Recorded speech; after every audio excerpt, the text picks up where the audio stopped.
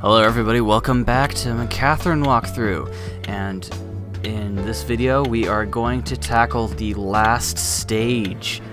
There are actually like 6 parts, well 5 parts if you don't include the boss, so technically 6 parts. 6 parts to this last level, and boy, this gets a lot tougher from here on.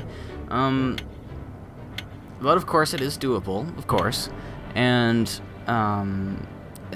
right around the end, you start to feel really good, actually, because this is right around the end. It all like kind of clicks, really. Like all the hints, or all the techniques, and all of the, ways to climb are just kind of click right at the end. At least it did for me, and I know it did for a couple other people too. But that is where the game makes sense. The game makes sense, and it feels really good to play the game. But from this stage, random blocks are introduced, and these random blocks will, once you step on them, they will have a random. They will produce a random block, and it can be anywhere from any good kind of block to any kind of bad block. So most of the time, when you stand on a random block, you want to move right off of it, because sometimes, many times actually, it produces a spike block, which will, insta-kill you. So that's why you want to. That's why you want it to be to get instantly off of that block. Worst case scenario, a bomb block will be spawned, and you definitely don't want those. But there is a trick, of course, and that is to press undo when you step on these random blocks and you don't get a block that you don't like. It's to press undo, and of course it'll undo the last block move that you made, and it'll undo the random block that you just stepped on.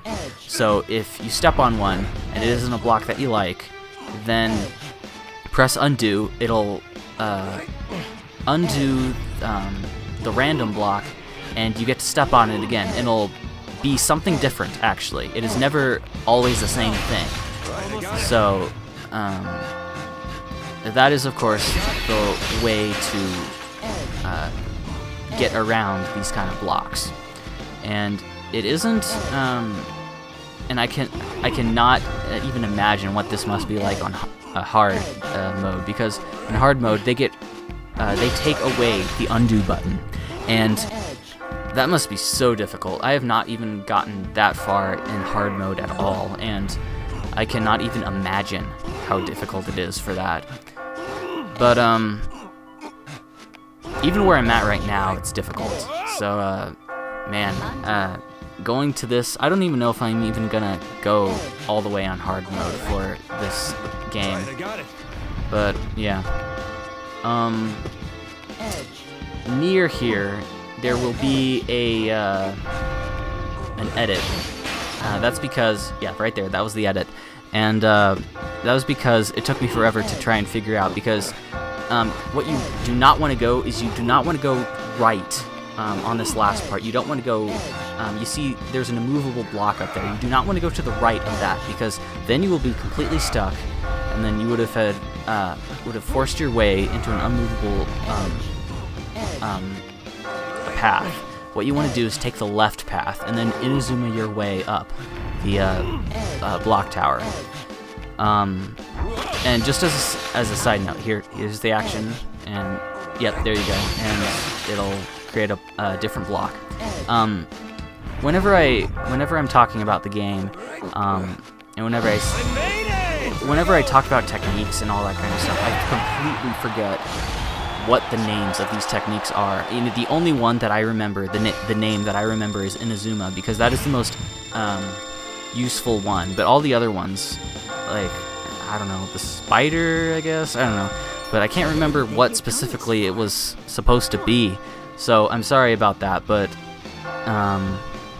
really Inazuma is the most useful one So that's the one that I remember, but all the other ones, I don't remember them at all. I'm sorry, and I struggle to explain, but I don't know. That's just the way it is. I'm sorry. For these questions to freedom, they do not matter in the slightest. They're always set. Each question, so there are 5 questions, and they're all set, and they're basically: do you want to get back your lover? Do you want to live in peace, or do you want to live in chaos? Are you willing to risk everything? Blah blah blah, and all that kind of stuff. It doesn't even matter. They're always set. They're not randomized at all, and it doesn't even matter if that I'm logged out and seeing the results, because it's completely even higher than the cathedral. Game oriented, you know, like if you took an actual poll and is like, will you risk everything to get back to get back with your lover? And like, I'm sure that about a million people are like, what are you talking about? Like, because it's so specific. It's about this game, and so it doesn't even matter. So forget about it. And these questions will basically decide what the ending that you get.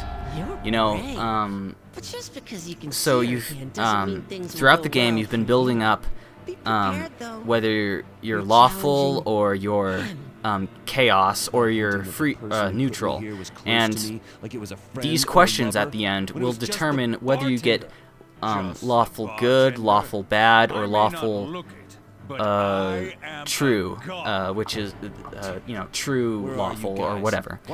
And that's what these questions are basically asking.